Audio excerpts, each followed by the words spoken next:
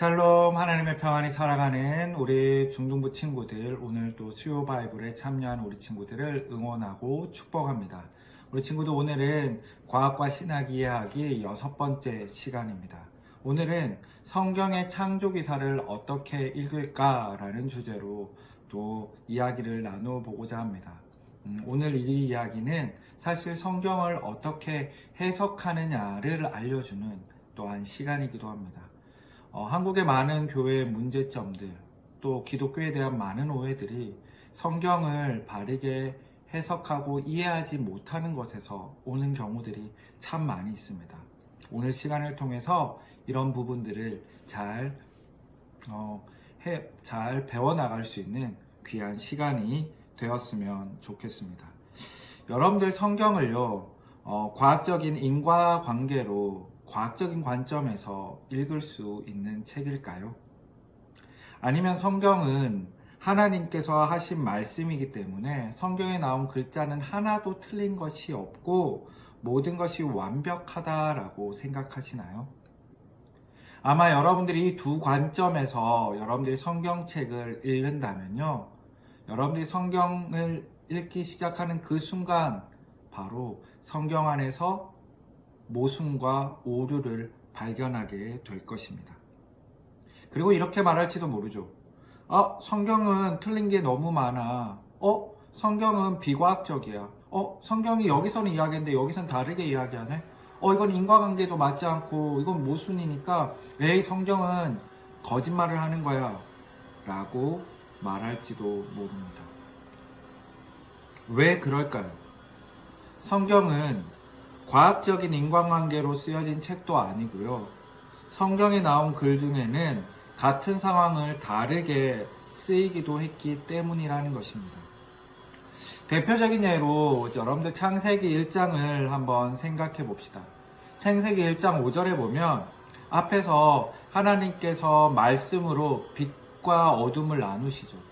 그리고 나서 마지막에 5절에 뭐라고 얘기하냐면 저녁이 되고 아침이 되니 첫째 날이더라 라고 말씀합니다. 여러분들, 우리가 저녁과 낮, 즉 밤과 낮을 나누는 것은 무엇 때문인가요? 지금 현대적인 과학에서 말한다면 그것은 바로 지구가 태양을 중심으로 자전하기 때문에 밤과 낮이 나누어집니다. 과학적인 접근이라고 본다면 이것은 틀린 것이죠. 왜요? 여러분들 성경의 창세기에서 창세기 1장에 이 해가, 즉 태양이 언제 창조가 되나요? 넷째 날에 창조됩니다. 그런데 첫째 날부터 저녁이 되고 아침이 되었다라는 말, 이 말 자체가 과학적으로 성립되지 않는다라는 것이죠. 모순이라는 거잖아요. 또 여러분들 창세기 1장과 2장이 비교해 보면요, 창세기 1장에서는요 6일 동안의 천지 창조가 이루어지고 7일에 안식했다. 그래서 총 7일 동안 천지를 창조하셨다라고 나옵니다. 그런데 이 새와 물고기와 짐승들과 사람을 만드는 것, 다섯째 날에 새와 물고기들을 창조하셨다라고 1장에는 나와요. 그리고 여섯째 날에 각종 짐승들과 사람들을 창조하셨다라고 말하죠. 그런데 창세기 2장에 보면요, 순서가 다릅니다. 창세기 2장의 내용을 살펴보면 하나님께서 인간을 먼저 창조하셨다라고 나와요. 그리고 2장 19절의 말씀에 보면 인간은 아담과 하와를 창조하신 이후에 새와 물고기와 또 각종 짐승을 만들어 그에게 아담이 이름을 붙였다라고 나오고 있습니다. 여러분 창세기 1, 2장만 봐도 이건 바로 모순인 거잖아요. 순서 자체도 다르고, 그죠? 말하는 것도 다르다는 거예요. 그러면 정말 성경은 허구이고 모순이고 거짓말일까요? 아니라는 겁니다. 그럼 어떻게 이것을 이해해야 할까요? 하나님께서, 우리가 성경을 읽을 때 하나님께서 성경을 쓰신 이유와 목적과 의도를 분명히 알아야 하는 겁니다.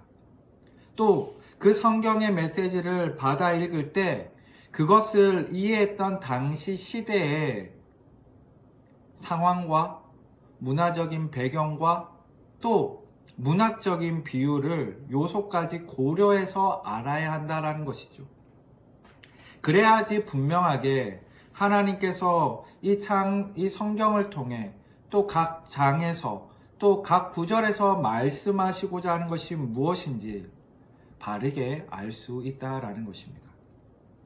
창세기를 통해서 하나님께서 특히 1장, 2장을 통해서 핵심적으로 하나님께서 말씀하시고자 했던 것은 무엇이냐? 바로 하나님께서 천지를 창조하셨다라는 겁니다. 그래서 창세기 1장 1절이 중요한 것이죠. 태초에 하나님이 천지를 창조하시니라. 이게 가장 핵심적인 내용입니다. 고대 근동시대는요, 지금처럼 과학적인 방법이나 인과적인 관계가 중요하지 않았어요. 창조된 것, 만들어진 것은 그 만들어진 것의 기능이 무엇인가가 더 중요했습니다. 즉, 예를 들어 의자를 만들면 그 의자에는 누가 앉기 위해서 의자를 만든 건가? 여기가 더 초점이 되는 거죠. 그러니 새 창조했다라는 것은 하나님께서 이 땅을 창조했다라는 것은 그 창조에 대한 방법과 이것이 어떤 인과관계와 어떤 순서와 어떤 방법으로 인해서 만들어졌다라는 게 중요한 게 아니라 이 우주 만물이 하나님께서 창조하셨고 빛도 창조하셨고 그 다음에 산과 바다와 물고기와 새와 인간 이 모든 걸 누가 창조했냐고요? 하나님이 창조했다라는 이 기능적인 것이 더 중요하기 때문에 그것을 강조하기 위해 쓰여진 겁니다. 그래서 여러분들 창세기에 1장에 보면 하나님께서 말씀으로 창조하시자마자 빡딱 나온 것만 됐지 지금 우리가 과학적으로 생각하면 우주에서 어떤 물건들과 원자들이 결합하고 어떤 순서에 의해서 발견되고 생성이 되어서 이렇게 만들어졌다는 그런 방법과 식이 거론되지 않는다라는 겁니다. 또한 하나님께서 창세기에서 첫째 날, 둘째 날, 셋째 날, 넷째 날, 다섯째 날, 여섯째 날 해서 무엇을 창조했다라고 말씀한 것. 거기에서는요, 하나님이 이 온 우주 만물에 창조한 모든 것이 다 들어가 있나요? 그렇지 않습니다. 여러분들 하나님께서 공룡을 창조하셨을까요? 네, 하나님께서 공룡을 창조하셨어요. 근데 성경에는 나와 있나요?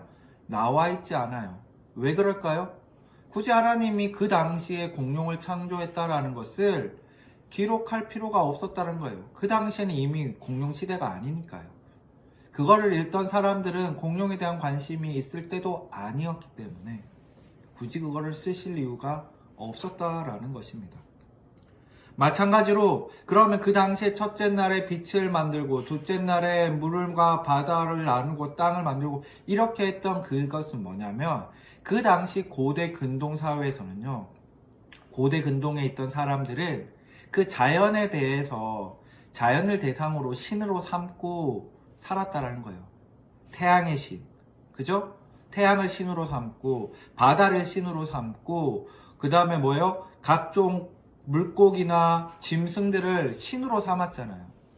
그런데 창세기를 통해 하나님께서 하시고자 했던 건 뭐냐? 그거는 다 그 너희들이 믿고 있는 그 고대 근동에 믿고 있는 그 신들은 다 하나님께서 창조하신 피조물일 뿐이다. 그건 하나님 안에서 그건 아무것도 아닌 거야. 라는 하나님의 전능하심과 하나님이 이 온 우주 만물을 창조하신 것이다 라는 것을 알리기 위해 그걸 말씀하시기 위해 전했다라는 것입니다. 이것이 창세기의 본래 목적이고 의도였다라는 겁니다. 또한 성경은요, 당시 성경을 읽는 사람들을 위해서 쓰여진 책이기도 합니다. 즉 이 말은 뭐냐면 성경을 읽는 사람, 그 당시 사람들이 이해할 수 있는 언어로 하나님이 어떤 분이신가를 알려주기 위해서 쓰여진 책이라는 겁니다. 즉 그러다 보니까 그들의 세계관과 가치관과 그들의 사회적인 배경과 그런 것들이 담겨져 있는 책이라는 것이죠. 창세기가 쓰여진 고대 근동의 우주관은요, 지금의 우주관과는 다릅니다. 그때의 우주관은요, 지금 화면에 보이시는 것 같이 지구는 평평하고 움직이지 않아요. 그리고 궁창이라는 하늘에 벽이 있고요. 그 벽 아래에 뭐가 있어요? 해가 있고 달이 있고 별들이 붙어 있어요. 그리고 하루에 한 번씩 지구 주위를 돌고 있고, 또 궁창 위에는 뭐가 있어요? 물층이 있다라고 믿었다라는 겁니다. 그리고 그 위에 하나님이 계신다라고 생각했다라는 겁니다. 그래서 창세기 1장 7절에 보면 궁창 아래의 물과 궁창 위에 물이 있다라고 표현한 것이죠. 그 당시 사람들의 생각과 세계관에 맞추어서 쓰여졌다라는 겁니다. 즉 창세기는 제한된 우주관을 가진 사람들에게 성경은 이 우주를 누가 창조했는지, 그리고 그 창조주가 누구인지를 알려주기 위한 책이라는 것입니다. 그래서 우리는 성경을 읽을 때 성경을 문자 그대로 읽기보다 당대의 문화적, 사회적 배경과 그리고 성경의 다양한 문학적인 비유까지 고려해서 이해해야 하고, 그리고 성경은 과학적인 인과관계로 인해서 서술이 되는 것이 아닌 바로 신학적인 관점에서 읽어야 한다라는 겁니다. 종교개혁자이자 우리 장로교의 시작이 된 존 칼빈 목사님은 성경을 읽는 부분에 대해서 다음과 같이 말씀합니다. 첫 번째로, 성경은 평범한 사람을 위해 쓰였다. 두 번째로, 성경은 독자들의 상식의 기초에 쓰였다. 여기서 독자는 그 당시 쓰여진 상황에 있던 독자들이겠죠. 네. 세 번째로, 성경의 권위를 인정하지만 성경은 비상식적, 비합리적인 것을 수용하라고 요구하지 않는다라는 거예요. 네 번째로, 성경은 천문학 같은 난해한 학문을 배우려는 사람들은 다른 곳으로 보내라라고 말씀합니다. 무슨 말이에요? 네, 성경은 천문학적인 것을 설명하기 위한 책이나 과학적인 것들을 설명하기 위한 책이 아니라 하나님께서 인간 우리에게 말씀하시고자 하는 그 말씀을 그 상황과 시대에 맞게 전해주신 게 성경이라는 것입니다. 따라서 정리하면 성경은 과학을 초월한 비과학적인 신학적인 관점에서 하나님의 뜻과 의도를 나타내신 책이며, 쓰여진 그 당시의 세계관과 문학적 배경과 비유 등을 내포하며 쓰여졌다라는 겁니다.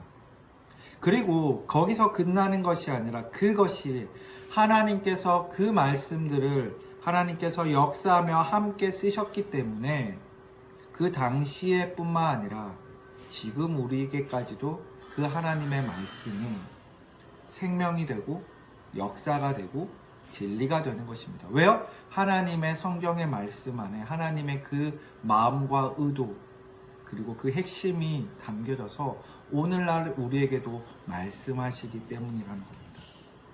여러분들, 이러한 성경의 배경을 알고 성경을 읽어야지 앞서 말한 것 같은 어떤 모순, 어떤 과학적으로 인과관계가 맞지 않는 부분, 이런 것들에 얽매이지 않습니다. 그런 것들로 괜히 자신의 신앙이 시험되거나 그러지 않는다라는 겁니다. 여러분들, 이런 기본적인 성경을 읽는 그런 태도를 갖고 여러분들 성경을 읽고 또 성경 안에서 하나님의 말씀과 뜻을 바르게 알고, 과학은 말했잖아요. 성경은 하나님이 이러한 신학적인 관점에서 우리에게 하나님이 어떤 분이신가를 알려주시는 책이고, 자연은 어떤 책이라고 했어요? 하나님께서 과학적인 방법과 식으로 인과관계를 통해서 하나님이 어떤 분이신가를 알려주시는 책이다라고 했어요.